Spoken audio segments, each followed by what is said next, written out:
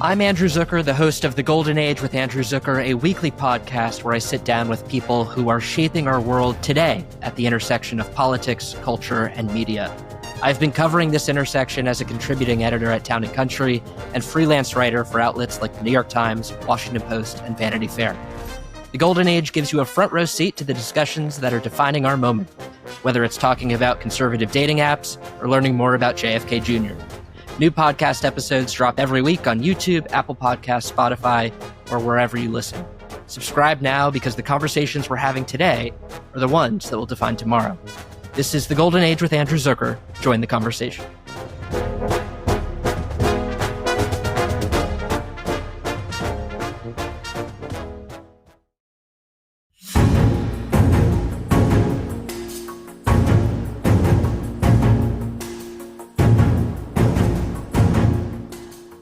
Hello and welcome to Politics War Room with James Carville, and I'm Al Hunt. This week, our guests are Iowa U.S. Senate candidate Josh Turek and the national security correspondent for the New York Times, David Sanger. Remember, we love taking your questions, so write to politicswarroom@gmail.com for next week's show. Now, we're going to get to as many as we can, but don't forget to tell us where you're from. You can also get text updates about what's next for Politicon and Politics War Room by signing up at Politicon.com. Tell your friends about us. Remind them to subscribe on Apple Podcasts, Spotify, or wherever you get your podcast. And please check out the links to our sponsors, Trust and Will, Quince, Naked Wines, and Beam in our show notes. We thank you for supporting these sponsors because it really helps make this podcast happen. You know, James, with a national security crisis, Russia trying to take over Ukraine, who better to explain what's going on in this confusing week than David Sanger, national security and White House correspondent for the New York Times. David also is the author of an important book, New Cold Wars, China's Rise, Russia's Invasion, and America's Struggle to Save the World. And boy, it is a struggle. David, if the stakes weren't so high, this past week would be a classic satire. Trump had more positions than atoms in the universe. His top negotiator seemed clueless. Europeans vied for who could praise Trump the most lavishly, knowing that's what his fragile ego needed. And Ukraine's Zelensky wore a suit. After all of this, will there be a Putin-Zelensky-Trump meeting? And are we any closer to a real political peace? Great question. Well, first, thanks for having me on, guys. It's great to be back with you. It's been a while. This was diplomacy in reverse. Usually what you do is you do all this diplomatic groundwork, and then you get all the leaders together to go try to ratify what their aides have sort of sorted out. That's not the way President Trump goes about business, as you know. He wants the theatrics of big summit meetings. We had the image of him together with Putin after their, I would say, foreshortened meeting. It was only 3 hours. I was up in Anchorage for it. It was supposed to be lasting 6 or 7. They left without even touching the salmon that was set out for them for lunch. So it tells you how. Man. I mean, there's some things that are truly unforgivable in Alaska, and that's one of them. It's also the first time I've ever gone to Alaska in August and not brought my fishing gear. So that tells you just how bad this trip was. And then he gathered the European leaders on Monday in the Oval Office, first in a meeting around a table, and then arrayed around him as he sat at the desk as if they were the pupils. And it was everybody from Zelensky to Macron to Starmer to the head of the European Union, Ursula von der Leyen, Meloni, the Prime Minister of Italy. And they were all sort of lined up in this semicircle, staring at him at his desk and looking at another point at his collection of MAGA hats. So it was quite a scene. What did we actually accomplish in all of this. The president went into the meeting saying he had to have a ceasefire or there would be severe consequences for Russia. He emerged with no ceasefire and no prospect of severe consequences for Russia. He said that he said that Putin had agreed that there could be a European peacekeeping force, if there is a peace, in Ukraine to make sure that Russia didn't move on to reinvade Ukraine or go beyond that. The Russians tell a different story. He said that there had been agreement to meet Zelensky. The Russians say when conditions are correct. I can't imagine that Putin would want to be seen as treating Zelensky as a peer. He won't even mention Zelensky's name in public. Russian press refers to him as that clown. So the really interesting question is this one of those things that will lead to something? And I got to praise President Trump for trying, because there has been no conversation underway prior to this. Or is this something that's going to more resemble his encounters with Kim Jong-un in the where first nothing term? happened? David, I thought Putin dominated him in all sorts of ways, and I think Putin is the key figure here. We're just political hacks, which is why we turn to you. But I think almost anyone I talk to says Putin's overriding desire is to recreate as much of the old Soviet Union as he can, starting with Ukraine. But there's sort of two schools of thought. One says this is a guy who will do anything to do that. He'll lose as many people as he has to lose. He thinks time, as the Times reported this week, time is on his side. Yeah. There's another view that Russia is really struggling economically and maybe politically, and he needs some kind of a deal, hopefully from his point of view, better on his terms, and then to regroup. Which is closer to the truth? They can actually both be true, Al. So first, a modest argument with you on the recreate the Soviet Union. One of the central arguments of New Cold Wars, which came out last year, is he doesn't want to create the old Soviet Union. He actually thinks the old Soviet leaders were idiots who gave far too much autonomy to Ukraine and the other former Soviet states, which set them up to break free as they have now. Instead, he wants to create the Russia of Peter the Great. And I'm not invited often into Putin's office, but the one time I was in there and I looked around, there's no portrait of Stalin. There's no portrait of Lenin. There isn't even a portrait of Carville, which is really the most amazing thing. Oh my God! we can send one, David. We'll send one. Since Putin gave Witkoff a portrait of the president to give to him a few months ago, I think the least you could do is send a portrait of James. Right. And there is a bust of Peter the Great, and what's that tell you? He actually, and if you go back to his speeches and so forth, he talks about the true Russia, the Russia that was ripped apart in the division up of the Soviet Union. And I don't think he wants all of the old Soviet states back, but he certainly views Ukraine as core to Russia's identity. Now, moving on to your question, which is, can you motivate this guy by economic deprivation or not that would lead to political instability? The theory of the case during the Biden administration was that sanctions would, in fact, change Russia's view. That failed. I mean, I think they've actually now committed more to the war, more people, more money, more technology.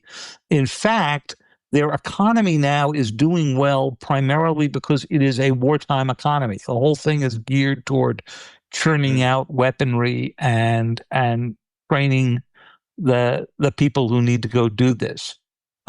So far, there's been very little organized political pushback. So if you are really going to make the economic case for them, you have to show that you're going to cut off their oil revenue. And that's what the president threatened about a month ago when he said that he would do secondary sanctions on countries that bought their oil. And that's China, India, Turkey. He's done India, and that's it. And done India for other reasons, because he was angry at them. He has not done the overall secondary sanctions. And if you don't cut off their oil revenue, you're not serious about hurting the economy. Yeah. Let's look at it from Zelensky's viewpoint. Putin wants much of the Donbass, parts he doesn't even control now. That's not just a question of territory. Those are people. They're people who live there. People who don't want to be. They don't want to be ruled by a murderous dictator. What, assuming he has enough leverage, that's a big assumption. What can Zelensky give and what can he not give if we were to get to that point? So there are two big parts to any deal you get, and one is the land and land swaps, as we've been discussing, and the other is the security guarantees. Right. And I actually think the security guarantees are the harder part than the land. What could he give?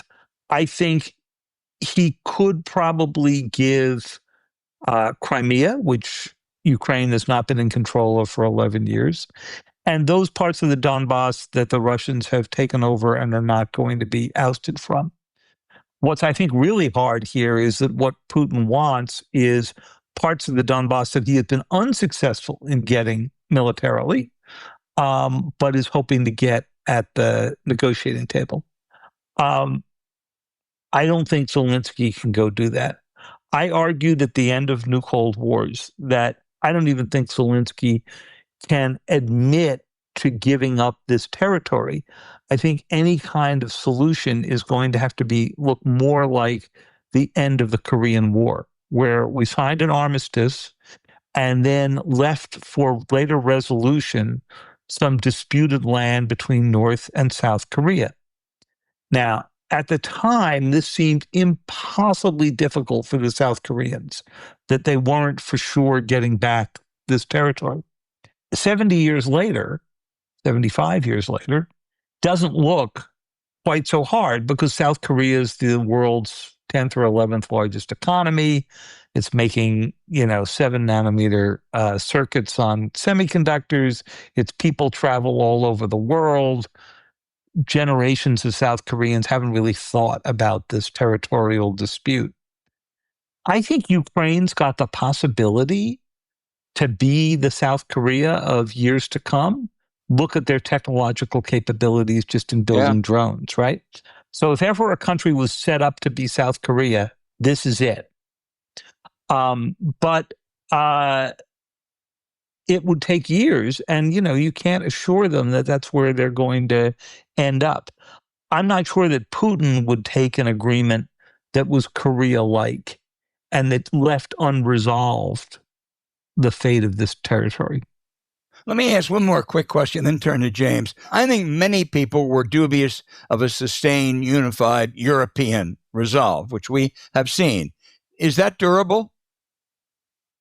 I hope it is. I was skeptical of it. They've held together better than I thought. One reason they've held together better than I thought is Donald Trump. It's not that he's bringing them together. It's that he's threatening to tear them apart. And they have come to the conclusion that they need to be able to have an identity separate from just the United States being at the core of NATO. Think about what happened after Chancellor Merz was elected in Germany. I happened to be in Germany that week. One of the first things he did was go off to see the French and Macron to see whether or not Germany could be covered by the British and French nuclear umbrella. Well, the British and French have nuclear weapons, but they've never had a nuclear umbrella because they don't have enough weapons to have a nuclear umbrella.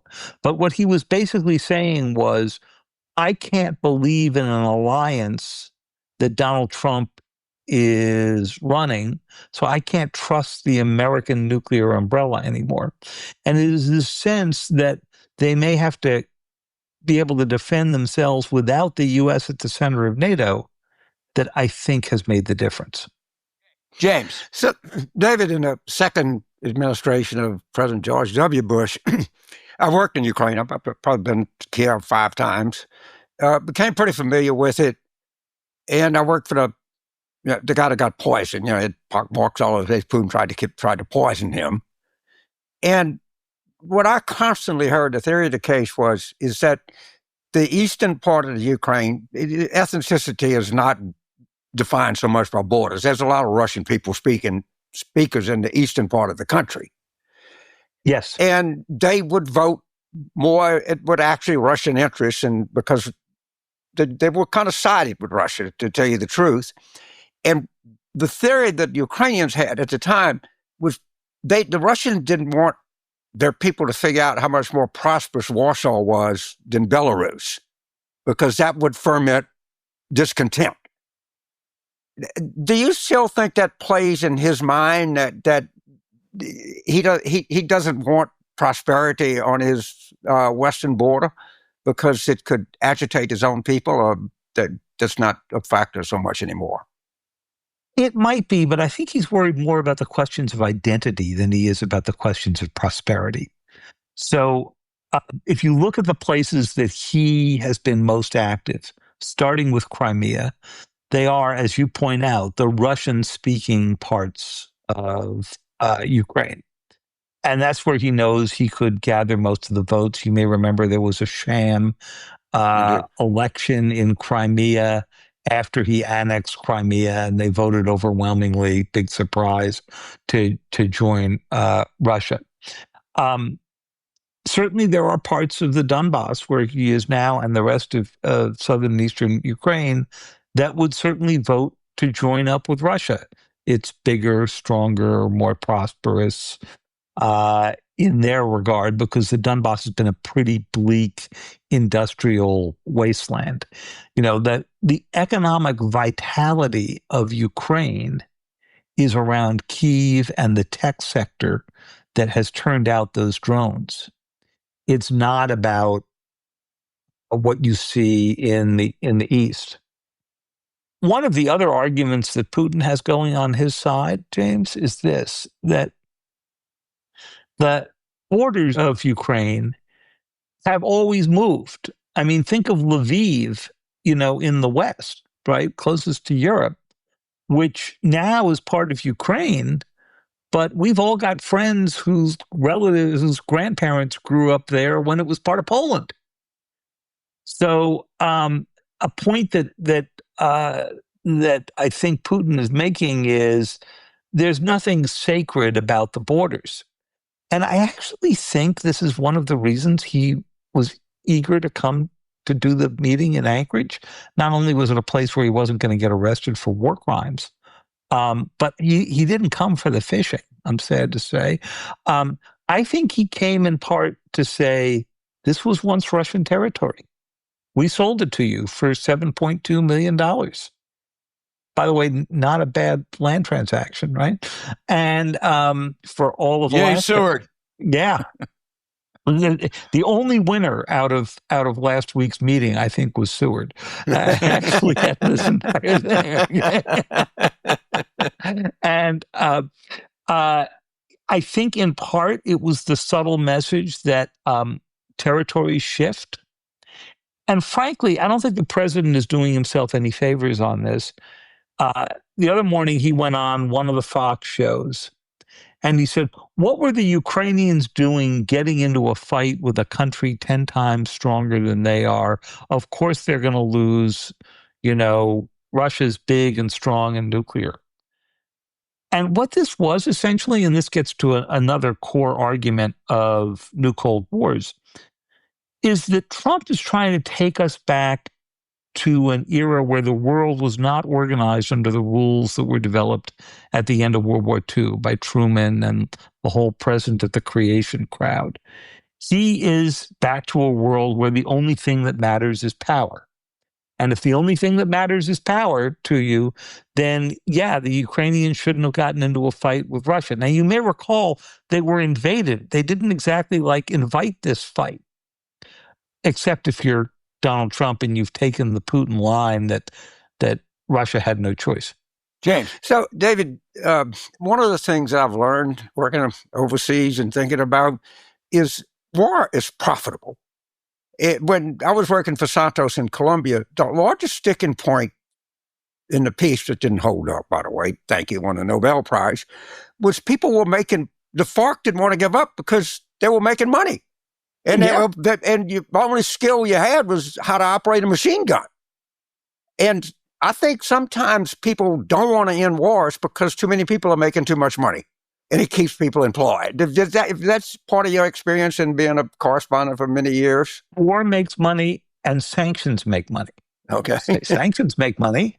What is it? It creates a black market that frequently is dominated by the elite. So think about, for example, just to put in another location, think about Iran. So we've put so many sanctions on Iran now, you can't really figure out what it is that isn't sanctioned. But what that created was a huge black market that benefited the Islamic Revolutionary Guard Corps, right? The core military, which dominated much of the trade. Well, you're seeing some of that going on in Russia. It's a pretty corrupt system. And the sanctions that are on Russia are they're making a fair bit of money. And then just building up a military industrial complex that has turned the economy, given the economy sort of a drive to fuel this war. It's sort of like what happened in the United States during World War II. And then it's a really hard downshift to a non-war economy when it's over. So if you're in Brussels and you look, I think this thing started in February 2022. That's right. In terms of the performance of the Russian army, is it about what you expected, better than you thought, or actually worse than you thought? I'm no great Russian historian, but people who are tell me the Russians always start wars badly, over-assume what their capabilities are, get creamed, and then over time come back with the force of mass. And that's certainly what happened when Hitler invaded the Soviet Union, right? Or Napoleon, for that matter. Blitzed through. That's right. Napoleon ran into the same problem. And Al covered that story. That was a big story for him. I called him Nappy. You were working for the Figaro. He did some. Go back and read that stuff. These were really great stories. They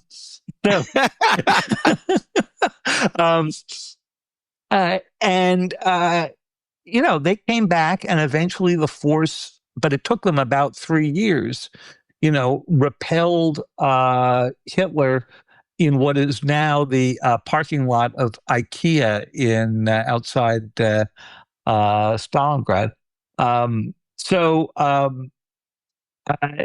It's pretty wild that basically that's what's happened here, where the mass has thrown out of it. And, as somebody said to me the other day when we were up in Anchorage, the war is a meat grinder, but the Russians have more meat to throw into it. Okay. And that's what's happening to Zelensky now. He's running short of people. Right. David, let me ask you, I've never been a national security correspondent, but I ran 2 big bureaus where we prepared for sessions like the Putin Trump session. And I remember that, they would talk about people spending weeks preparing. You noted that earlier. But also there were people who were really smart who were involved with the presidents. Kissinger and Brzezinski, a little before my time. But Scowcroft, Holbrooke, Jim Baker, Bill Burns, even Jake Sullivan. Is there anyone around Trump who knows a goddamn thing about any of this stuff? So Marco Rubio, whether you like him or don't like him or think that he has gone through one of the great ideological transitions of modern times, from being a Russia hawk to trying to sound like he is pro-MAGA here, was on the Foreign Relations Committee, Intelligence Committee. He's been around. I think you could certainly say he had as much preparation for the job as, say, John Kerry did before he became Secretary of State. He's also doing two different jobs right now, Secretary of State and National Security Advisor. That hasn't been done by one person since Kissinger, and that was not considered to be a successful experiment. They're two very different jobs, and it's a lot to be putting on one person. But you don't consider Rubio a Scowcroft or a Holbrooke or a Bill Burns, do you? No, I don't. Just given the, Brent Scowcroft had a long military career, had a long intelligence understanding. I knew Brent pretty well in the latter 20 years of his life. And, he had a big, giant worldview and had worked with George H.W. Bush in creating the sort of post-Soviet world, the post-Cold War world. They are short of talent. They have put Witkoff in charge of these negotiations. He's a real estate friend of President Trump's from New York. He had no prior experience. And if you think about it, the big things he was involved in were Israel, Hamas, and Russia, Ukraine, and those two aren't scoring so well. David, we're running out of time. A very quick question because it goes to your book. How does Beijing and Taiwan view this today? Well, the Chinese are watching this really carefully because they think that if the United States sort of gives up and says, okay, we're going to redraw the borders, big powers win out over small powers, we're not necessarily going to get hung up with the fact that it was an illegal invasion. That's pretty good news if you're Xi Jinping and you're thinking about Taiwan. Yeah. David Sanger, thank you so much. Thank you so much, David. Thank you.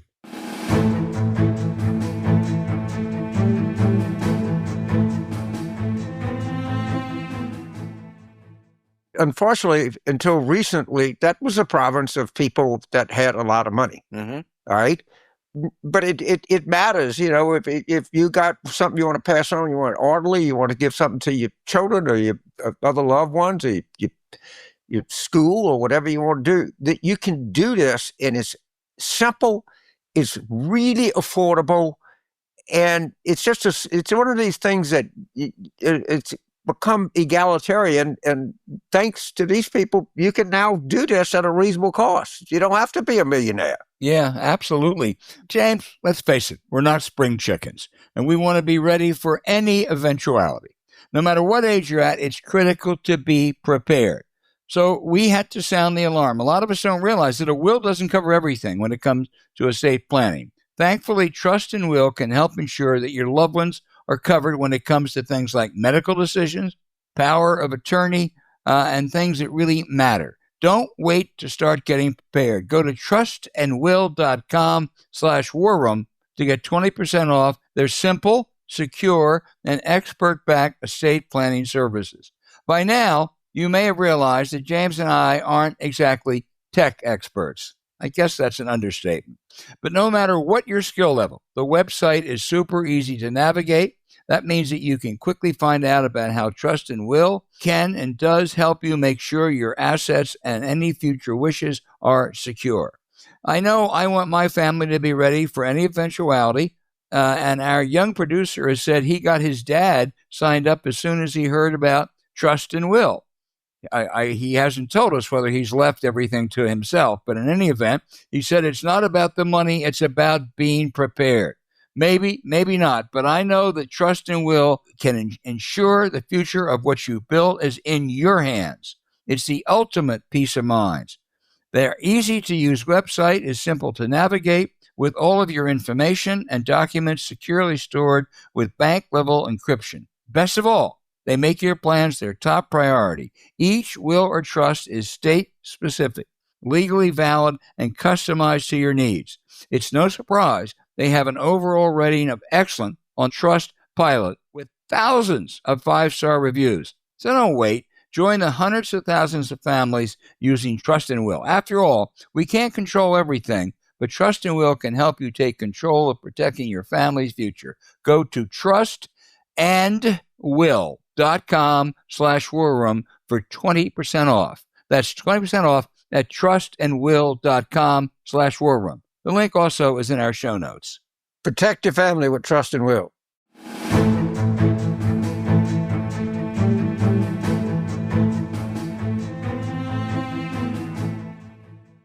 James, economists have debated what is the biggest concern. Is it inflation or is it unemployment? I think Trump may be giving us the answer. Both.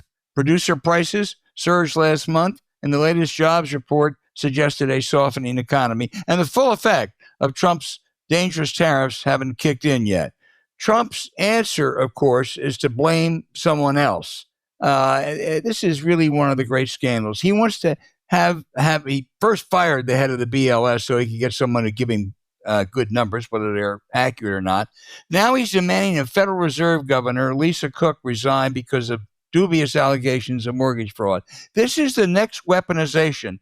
I want everyone out there to remember this name, Bill Pulte. He is the head of the Federal Housing Authority, an obscure job, basically, except he's already tried to bring mortgage fraud cases against the Attorney General of New York, a Trump opponent, against Adam Schiff, and now against the Federal Reserve Governor, Lisa Cook, who happens to be black.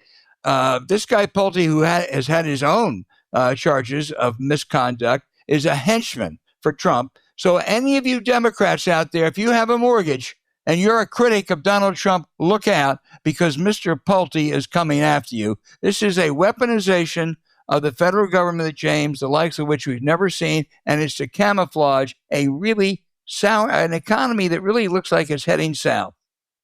Well, Albert, the Brits do have a way with words, and the Telegraph of London, which is actually very Tory, they call it the Torygraph in London, described the U.S. economy brilliantly, accurately. It's a redneck recession.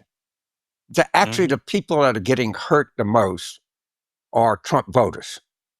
And, you know that the people that are getting hurt just as much are young, I hate the term, but let's just say young non-white males who had really low turnout and low participation in 2024 presidential election. And the conventional wisdom is that they didn't think they had anything at stake in this election. Well, you know what? You had a lot more at stake than you thought, people.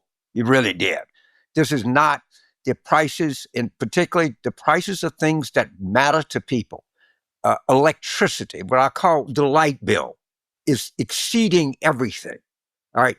I tell you another thing, car insurance, it's outstripping everything. And if you have a car and you borrowed money to have the car, which most people do, most people, in particularly middle class or sort of lower middle class people, if they have a car, they got a car note, their car insurance has gone up astronomically. Don't even mention home insurance for a lot of people in the United States. And then you can go with, you want to eat hamburger? I can't afford steaks, I'll eat hamburger. Well, I can't afford that anymore either. It's outstripping the inflation. So there's a lot at stake here. It's not going very well at all. Well, James, you're going to have to help me, because I remember, I just looked the other day, meat prices have gone up 9% since January. 9%. That's a huge increase. I thought Donald Trump told us he was going to cure inflation on day one. Am I misremembering? Well, but look, if all these studies linking meat and heart disease, maybe this is the best thing ever happened to cardiology. I mean, I don't know if you're trying to think of something good, but most people, okay, so I can't eat the T-bone, but geez, I'm going to eat a hamburger. No, I can't do that either. And it's catching up, with him. His, now the latest is this YouGov Economist poll is consistent what we first reported in the UMass Amherst poll. We talked about it, and it correctly was the canary in the coal mine, because coming right after that, we saw the Pew poll, and now we're seeing another one. In other words, his numbers are in the toilet. Yeah. Yeah, they are. I want to turn to J.D. Vance in a minute, but I just want to out there, before I do, don't forget the name Bill Pulte of the Federal Housing Administration. He is already going after Adam Schiff, Letitia James, and now a Fed governor with, I think, questionable charges of mortgage fraud. If you have a mortgage and you're a Democrat or a Trump critic, Bill Pulte may be coming after you. This is called weaponization. To go to J.D. Vance, James, he's down in Georgia, and he is hailing the big, beautiful bill, except you know what? They're not calling that anymore. What he is calling it is the working class tax cut, and blasting John Ossoff, the Democratic senator, for voting against it. What a total, complete charade hoax. Every study, CBO, Wharton, says this bill gives riches to the rich and takes from many of the poor and the working class, and extending the 2017 tax cuts did extend the tax cuts for some middle and working class, but they were small, and the Democrats, including Ossoff, always said, we want that. What we don't want are the tax cuts for the billionaires extended and for the greedy corporations. You know, James, I'm surprised, but J.D. Vance didn't mention that in his Georgia campaigning. So, memo to Senator Ossoff, let J.D. Vance frame the debate. Accept his terms of the debate. As we point out, the most unpopular piece of legislation in recent times, in this century, is the big bad bill. He wants, if they give you a gift, take the gift. All right? The vice president came to Georgia and he said, he's attacking me because I voted against this. Well, guess what? I did. And I would do it again and again and again and again. When you get a gift, take the goddamn gift. And J.D. Vance, and you and I have talked about this, I'm going to talk about it publicly. He went on vacation. People, Florida resorts are hurting. Las Vegas tourism is down substantially. The national parks, Yellowstone's down 15%. So, okay, he's entitled to a vacation. I'll give him that. Guess where he went? To a place called Oxfordshire in England, which is a tony wealthy place that rich Londoners go to. It's called the Martha's Vineyard of England. And why we didn't blow this up? Okay, why didn't the Tourist Association of the Florida Panhandle blow this up? The Las Vegas people, the California people, the Wyoming people. You mean you can't vacation and your wife and kids in his own country? I'm getting ready to go to Lake George. Could be the most beautiful place on earth. People in upstate New York would have been glad to have his money. But what does he do? He goes to a tony English village, and by the way, they wouldn't even let him in the best pub because employees in the pub said it wouldn't serve him. This is what, use J.D. Vance and just kick the shit out of him every chance you get. Every Democrat, bring him into your district. You want J.D. Vance. You want J.D. Yeah, J.D. fucking Vance. Go to Oxfordshire.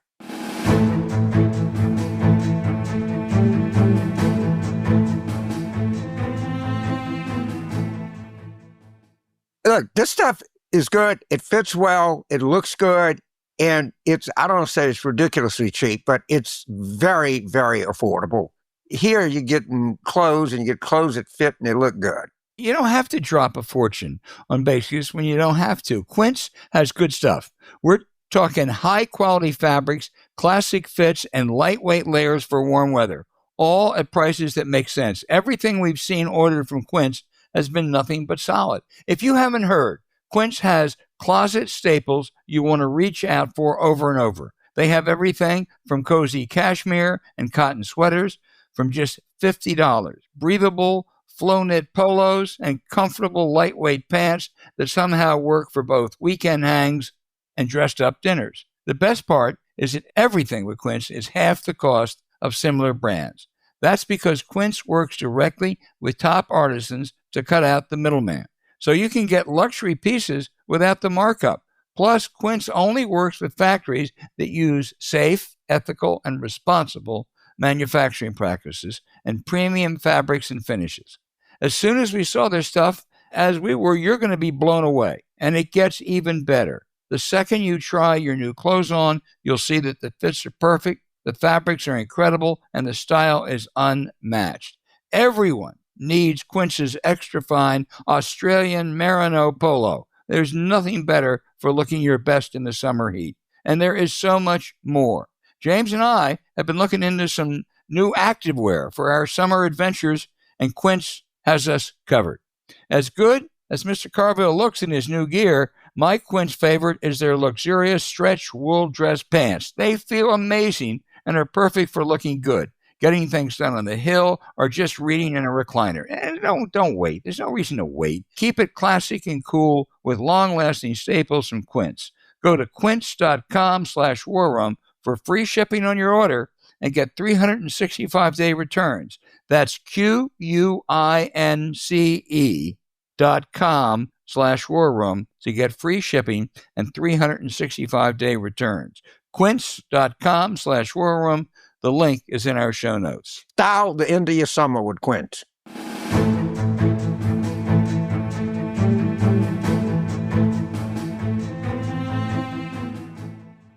James, our guest is Josh Turek, an Iowa state legislator and a leading candidate for the Democratic United States Senate nomination. He's a state legislator, an Olympic gold medalist. Paralympic. I was about to say that. You beat me to it. It's still an Olympic champion, a Paralympics. He was born with spina bifida. He had 21 surgeries before the age of 12 and has gone on to a very successful athletic and early political career. Josh, your story is an inspiring one. I would tell everyone out there, take a look at his video called Underdog. Josh Turek and Underdog. It's one of the best I've ever seen. But you're running in what once was a purple-blue state that has become solidly Republican. Democrats haven't won a Senate race or a gubernatorial race in almost 20 years there.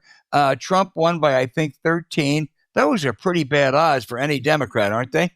Thanks for having me first. I appreciate it. Here's what I would say about Iowa. Iowa, at our core, we are a common sense state. I really believe that post-Trump and post-COVID, we have masqueraded as a much more red to those on the coast than what we actually are. I think you only need to look at Trump's first midterm, where we won 3 of the 4 congressional races, nearly won the 4th.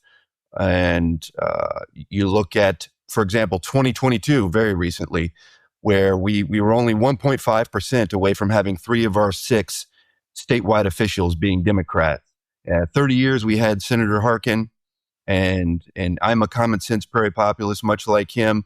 And everywhere I go, all around this state, both in the urban and the rural areas, we are seeing turnouts that we have not seen. There's a lot of folks with buyer's remorse, and I'm hearing that from independents and Republicans everywhere that I go. People saying, I voted for Joni Ernst and I voted for Donald Trump, but I did not vote for this level of naked corruption and for cuts to people's health care and food assistance just to give tax breaks to billionaires. And so that's what I really, really fundamentally believe, is that at our essence, we are a common sense state. And I think that what I've been able to do out here in a very red area, the reddest area represented by a Democrat, is indication that the right candidate, the right message, and the right work ethic, you can win races.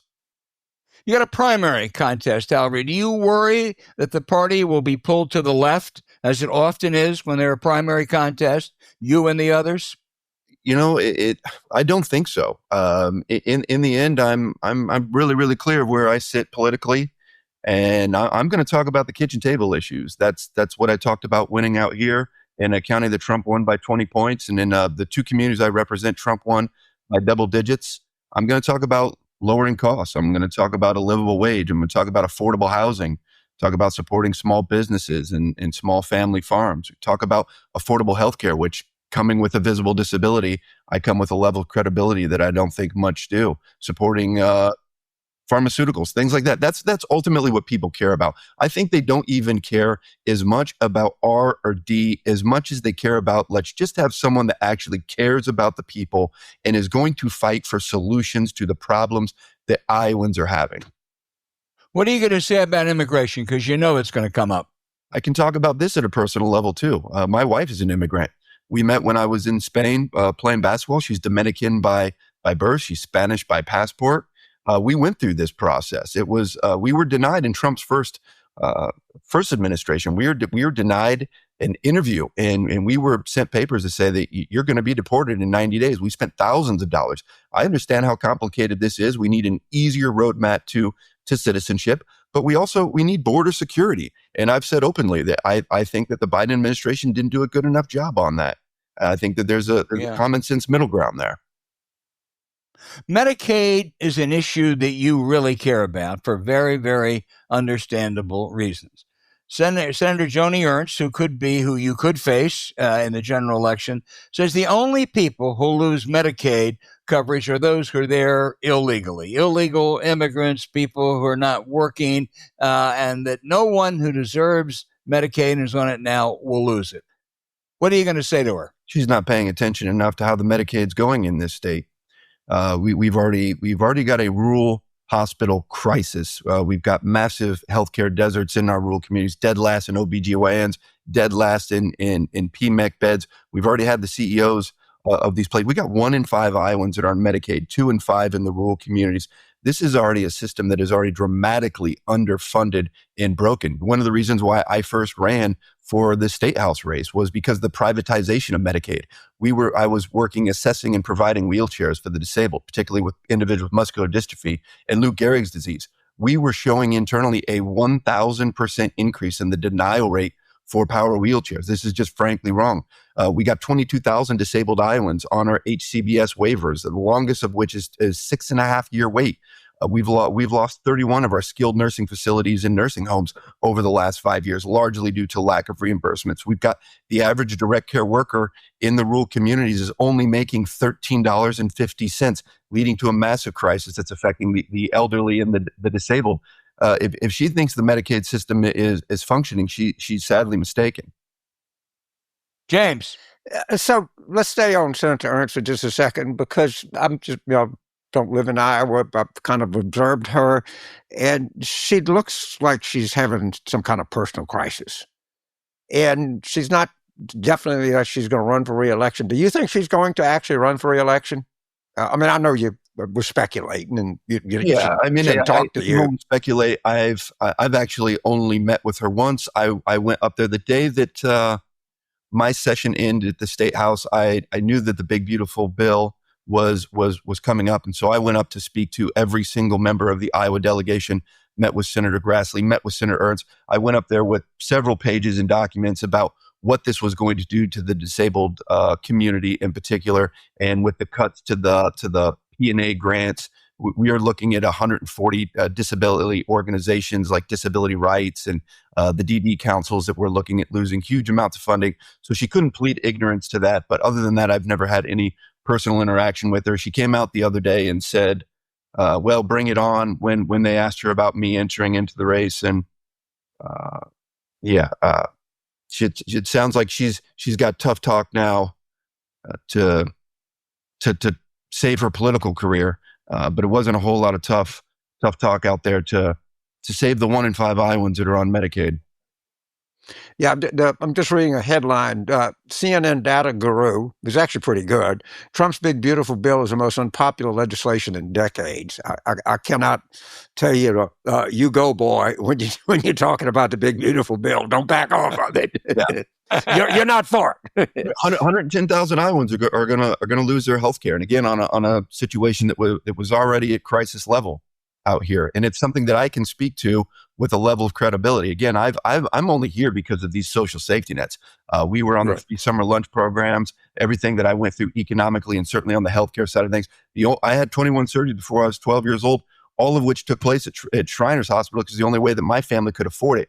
I'm only here because of the American with Disabilities Act, because we had a senator from Iowa that was out there that understood the importance, fighting for the most vulnerable, fighting for social safety nets.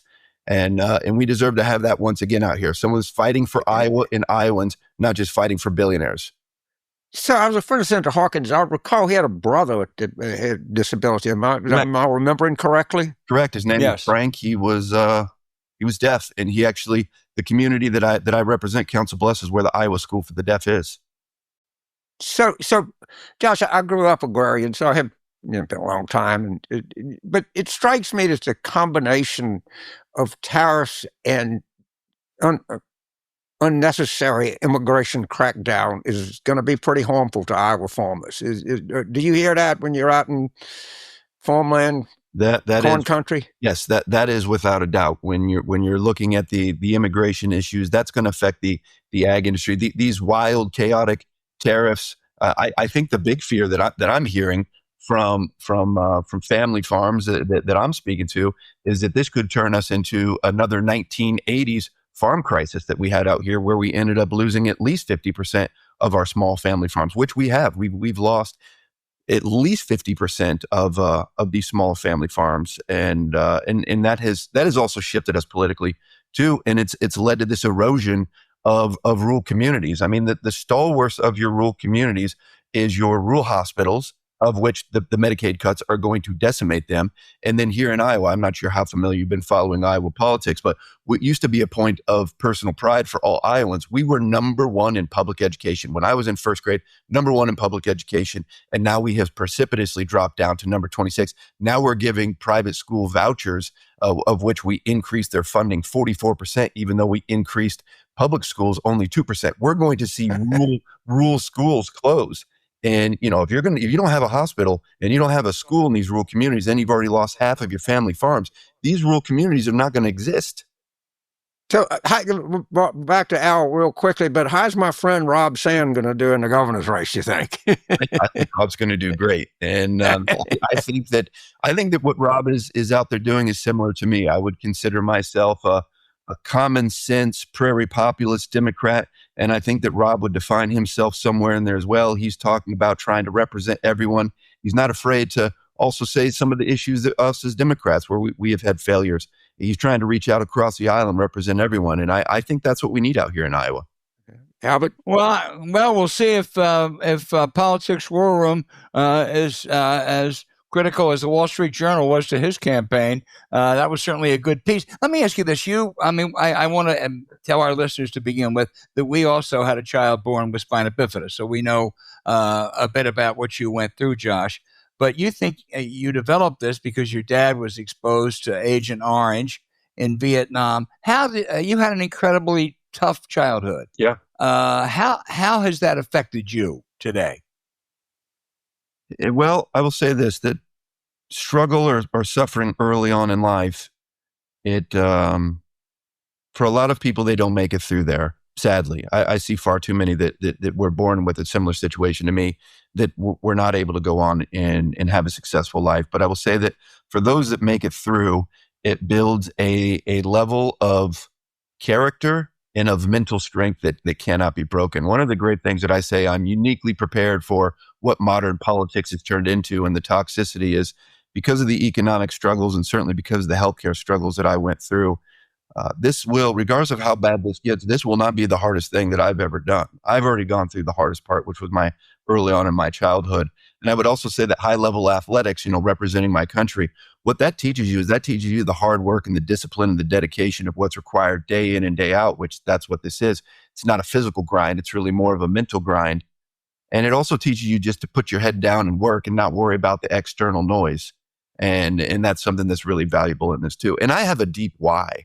And I think that will get you going through the hard times, which is I understand how valuable and important these social safety nets are. When you're talking about the disabled population, you're talking about the 504 lawsuit pulling away the initial civil rights protection, what the American with Disability Rights was built on, about cutting healthcare benefits and food assistance, SNAP benefits.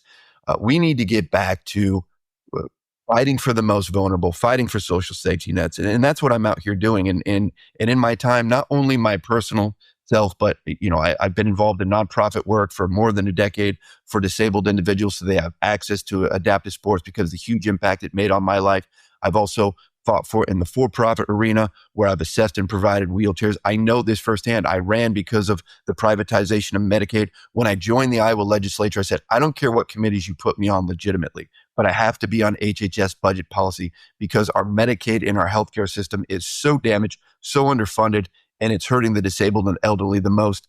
I want to get back to what we had for 30 years here with Senator Tom Harkin, which is prairie populism, fighting for Iowans, fighting for social and economic justice, and fighting for the most vulnerable, those that can't afford to have a lobbyist. Josh, one thing that's changed since Tom Harkin shepherded that ADA through 30-some years ago, that was bipartisan. Yeah. It was signed and advocated by President George H.W. Bush, and there were a number of important Republican co-sponsors. I don't think you have very many Republicans today, including Senator Ernst, who are much interested in that issue. I want to ask you one final question and turn it back to James. You're in a wheelchair. Yes. Does that limit your ability to campaign? It makes me less efficient, but I don't think it makes me less effective. And being able to win out here in what is the reddest part of the state that's represented by a Democrat, I've already given you the numbers on it. It certainly wasn't easy for me. I represent one of the few areas in Iowa that's genuinely hilly. And if you've seen the launch video, you've seen that is a true story. Every single day going out for months and months and going out and dragging my wheelchair up to people's door to be able to have a conversation with them. And I talk largely with Republicans and independents because that's the only way that the math worked. And inevitably, the very first question that people would ask me is, how in the world did you get up here? Well, I drug my wheelchair up here, crawled your stairs to have a conversation with you.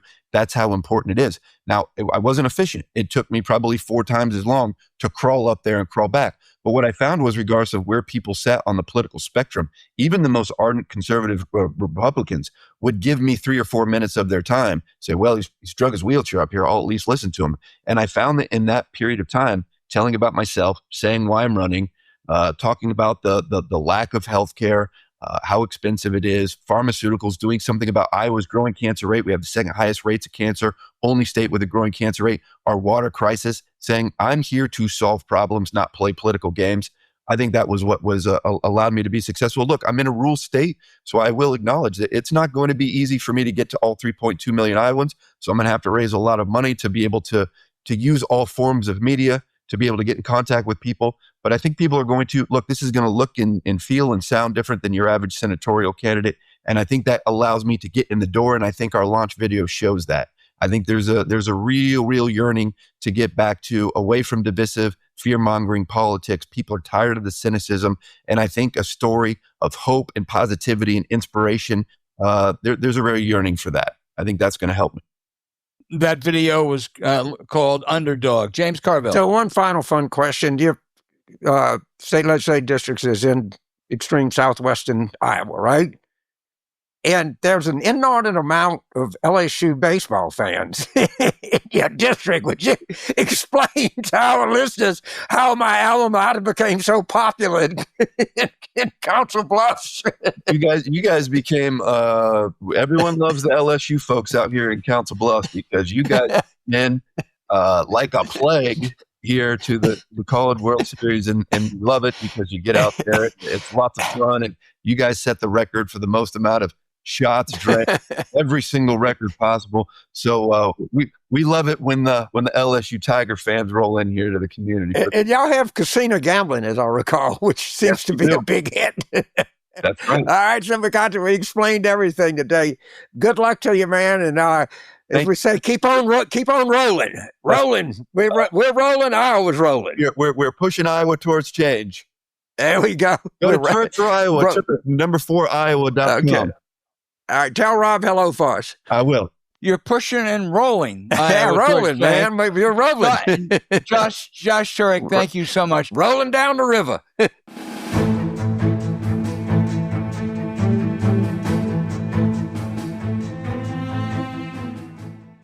Well, as I've said, this is a topic that I know something about, and I see what they do.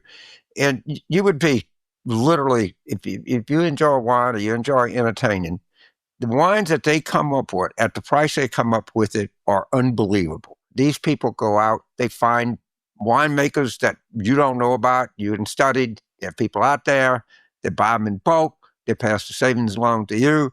There is no need to go pay $75 for a good bottle of wine. This figures out to be under $7 a bottle. They got the buying power, they have the expertise, and they have remarkably good prices. I could recommend this highly to anybody. Well, not only that, you won't be paralyzed by wine options and prices. You get exactly what you want, and you have ditched that kind of searching for this and that for good. All thanks to Naked Wines.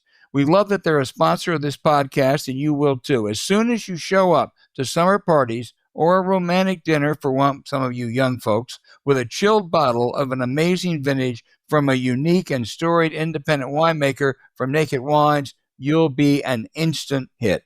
By now, you know we love wine, and there's nothing better than a nice glass after a long day with friends or family. Naked Wines will have the perfect bottle for any moment at great prices. Again, this podcast is sponsored by Naked Wines. It's a wine club that directly connects you to the world's best independent winemakers so you can get world-class wine delivered straight to your door. Plus, you can use our code WARROOM for the code and password at nakedwines.com and get 6 bottles for just $39.99. I wasn't a math major, James, but that's less than $7 a bottle. Plus, Naked Wines helps you take any meal to the next level with a perfect bottle for any occasion. Thanks to Naked Wines, we can share an amazing steak paired with a 2022 Scott Kelly Willamette Valley Pinot Noir. It'll be a dinner to remember. And the best part, every bottle is a passion project from an independent winemaker. So you are literally making their business dreams come true. So, how do they do it? Naked brings you amazing wine straight from the winery at up to 60% less than what you would pay in store by cutting out extra costs like the middleman markups. Winemakers can pass those savings on to you without skimping on quality. Now's the time to join the Naked Wines community. Head to nakedwines.com/warroom.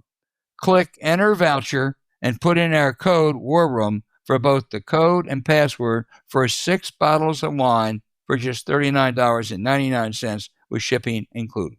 That's $100 off your first 6 bottles at nakedwines.com/warroom when you use the code and password WARROOM for 6 bottles of wine for $39.99. The link also is in our show notes. Enjoy your evenings with Naked Wines.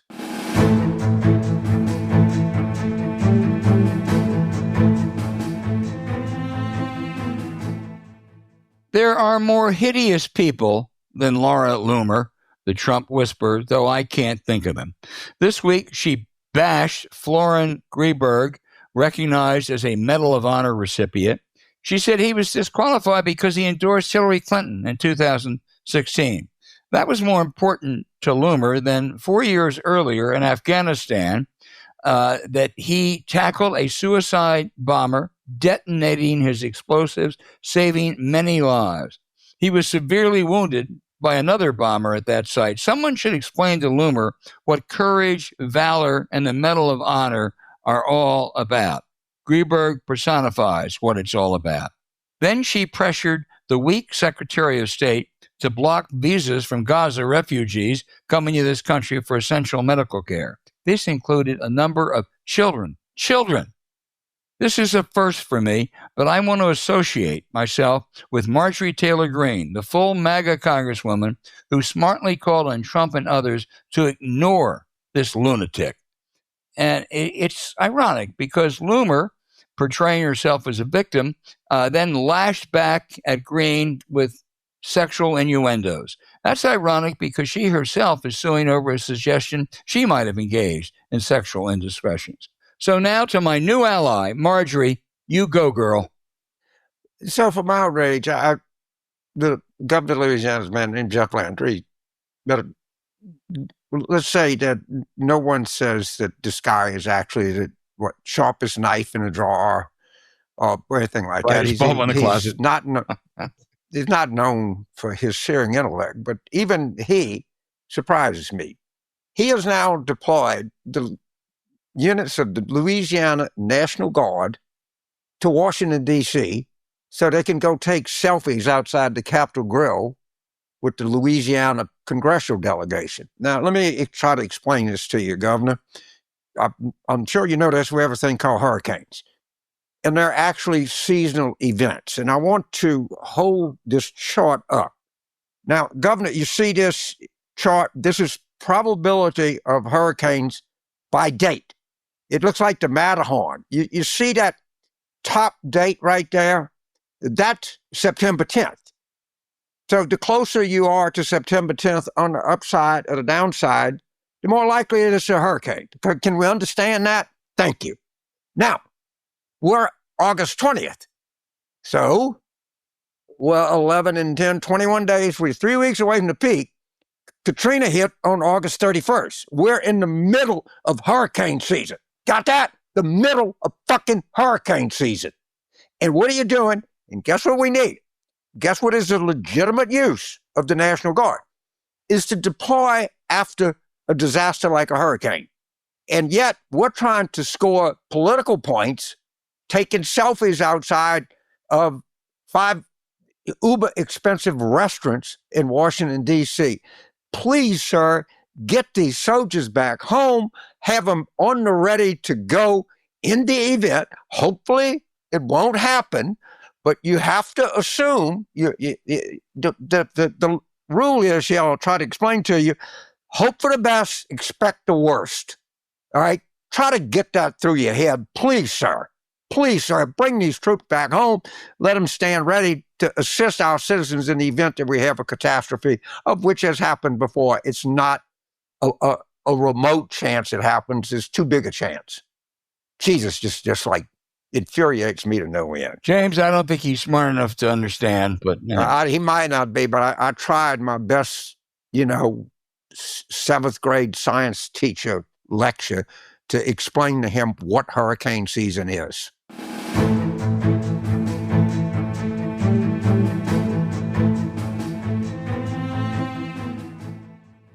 I tell you what, it stuff works. It tastes good.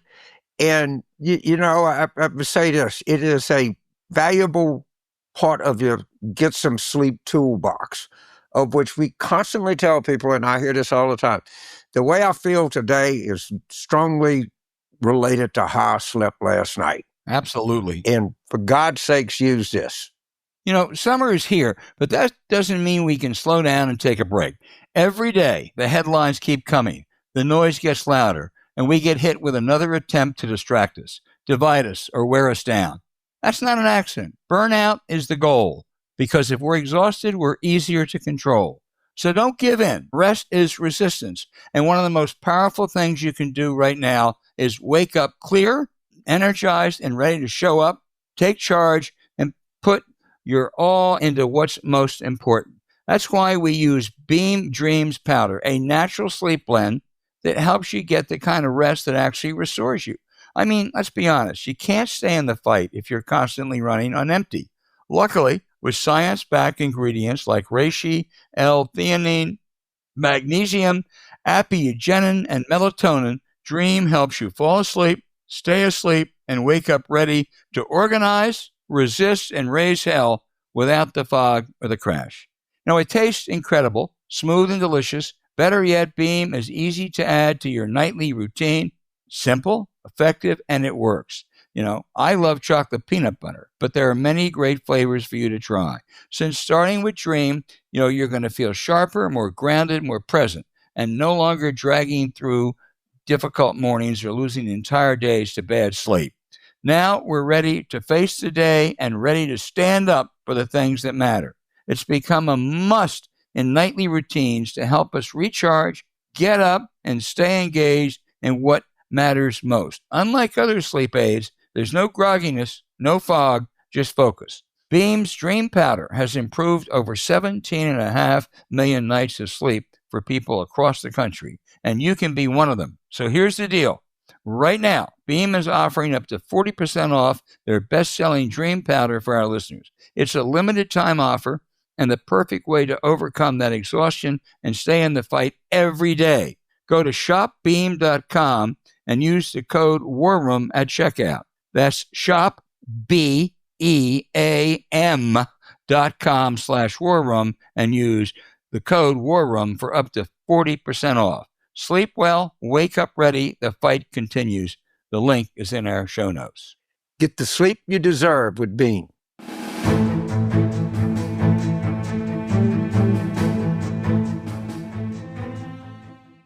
Now for our listener questions. Carrie in San Diego, California, James, says, the administration is suppressing voters in many ways. I fully expect them to add ICE or other federal agencies at polling places and voting booths for upcoming elections. Is there anything we can do to prevent this? I I think your fears are justified. And I think that, the Virginia and New Jersey elections are going to dawn on him that he's going to lose in 2026. I think he's capable of anything. And what I suggest we do is what a lot of our friends did in the 2020 election, is have legal experts, have people on guard, ready to go at a moment's notice. I think anyone that discounts this as a possibility in the 2026 congressional elections is frankly a fool. Yeah. Now, am I saying that it's going to happen? I don't know if I can say it's going to happen. Can I say that he's going to try something before he gets slaughtered electorally? I'm pretty confident of that. And the best way to deal with this is 3 ways to deal with it: preparation, and more preparation. Yeah. Good advice, James. John in Berea, Kentucky. I'm curious to know your thoughts on Kentucky Governor Andy Beshear's chances of being on the Democratic ticket for president or even vice president in the 2028 elections. Boy, I would put him in the top 5 or 6. Probably not for the nomination, but who knows? He is a very attractive candidate with a proven ability to win in red areas without compromising on basically progressive values. And I think Andy Beshear is just a great face and figure for the Democratic Party. Well, first of all, good to hear from Berea. And there's a very, very good college there. And as I recall, it's very affordable. It's a great place. Good to hear from you. If a politician wins by 5 in a state that Democrats usually lose by 15 to 20, that alone should cause you to pay attention to that person. Of course, that would be Andy. And he probably has as good a record of economic development as any governor in the United States.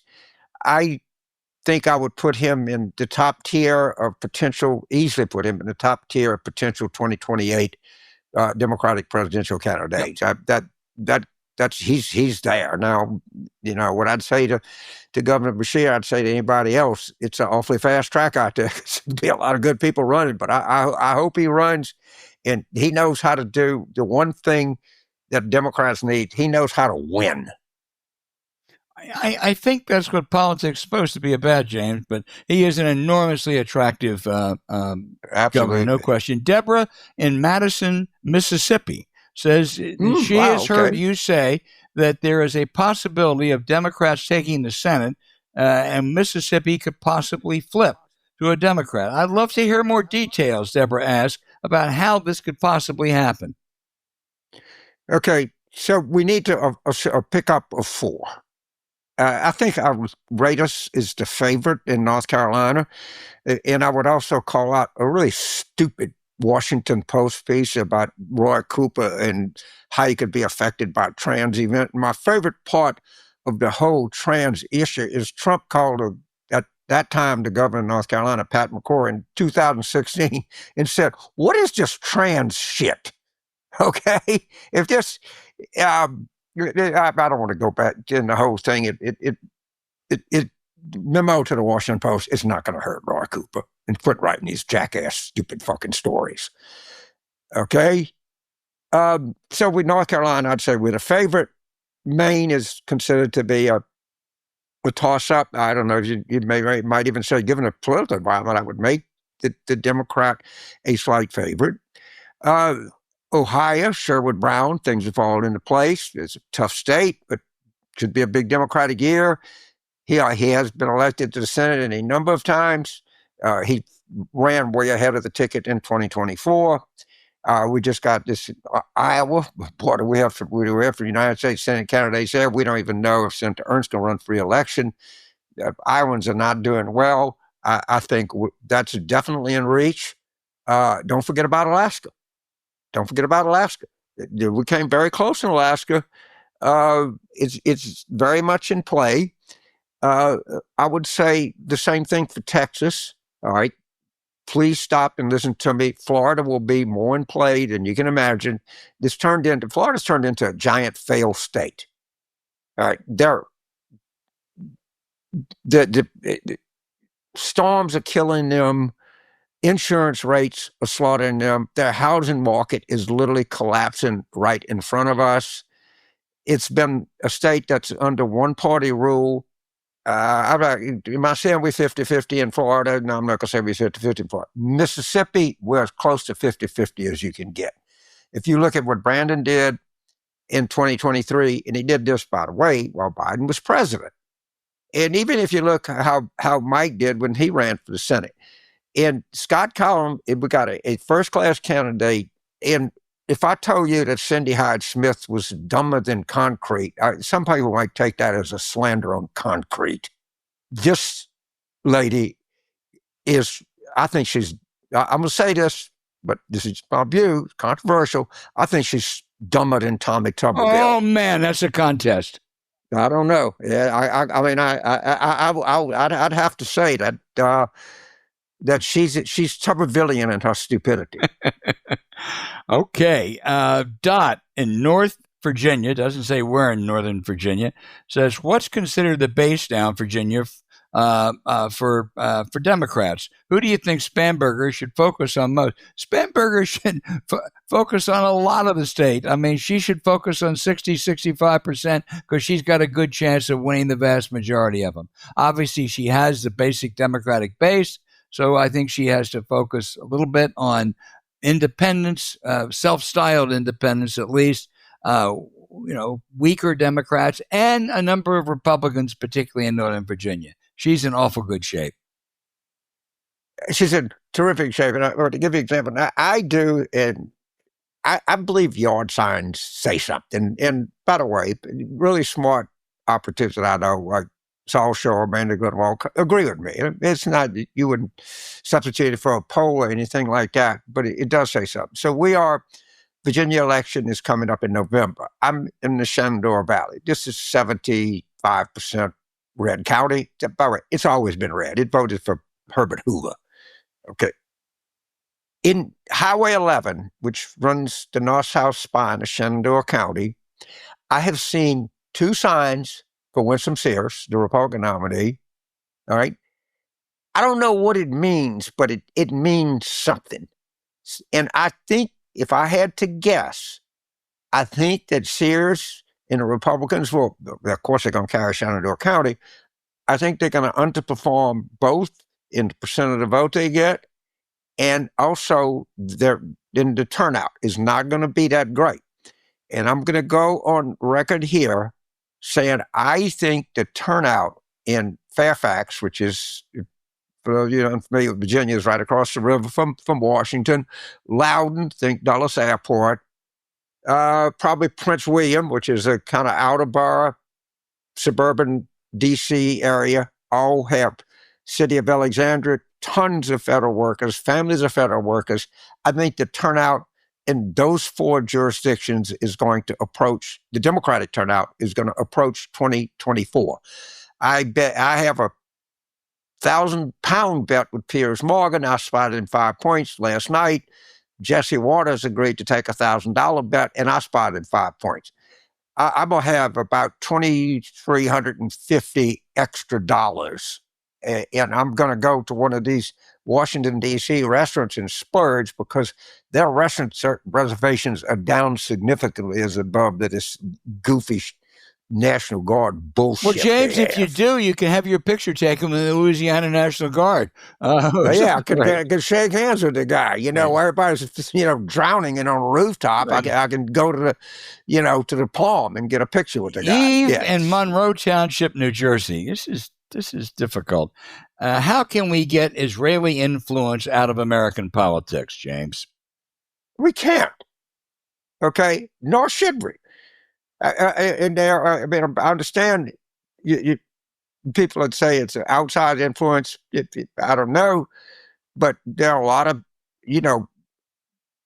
Jews in the United States that feel very close to Israel. A lot of people like myself that think that there needs to be a Jewish state in the Eastern Mediterranean. And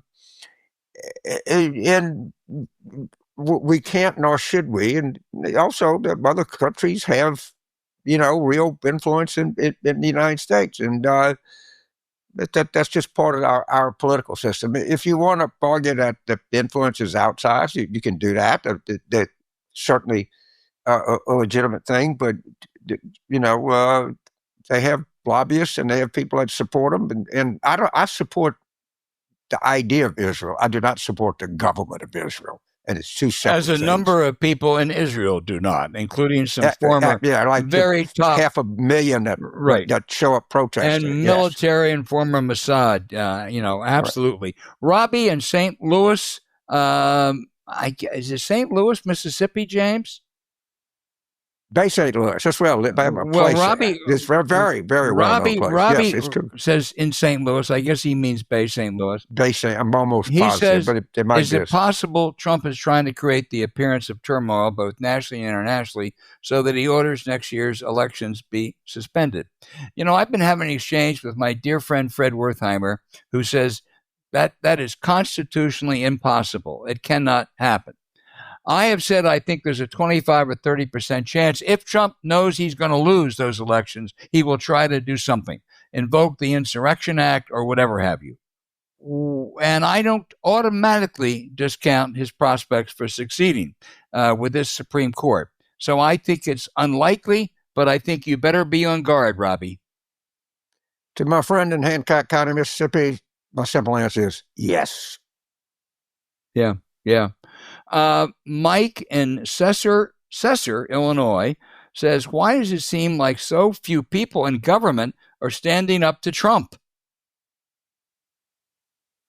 Well, because anybody that would stand up to him, he's fired about. Yeah. Okay. It's attrition. He's fired all the competent people in the government. So what he got left, for the most part, not all, still a lot of unbelievably competent people work for the United States government. I just make a short diversion here about the competence of federal employees. Bob Rubin famously said when he went from the Goldman Sachs to the Treasury Department, he did not notice a single % decline in the level of competence. Coming from Goldman Sachs to the Treasury Department, he said there was no decline in talent. Now, Goldman Sachs, you can say what you want about Goldman Sachs, but they have smart, competent people that work there.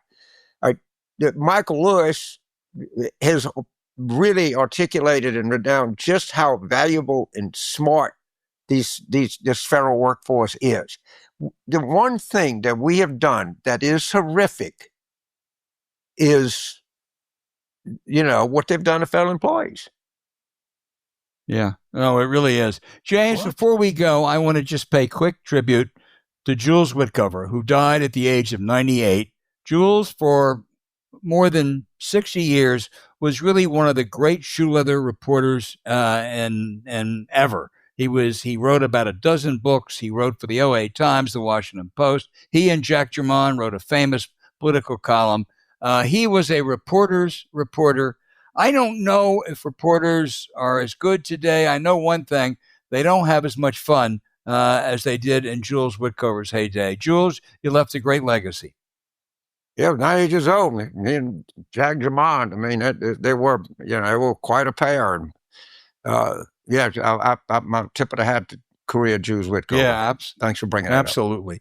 All right, keep those letters and questions coming in. If we didn't get to yours this week, we'll get to it next week.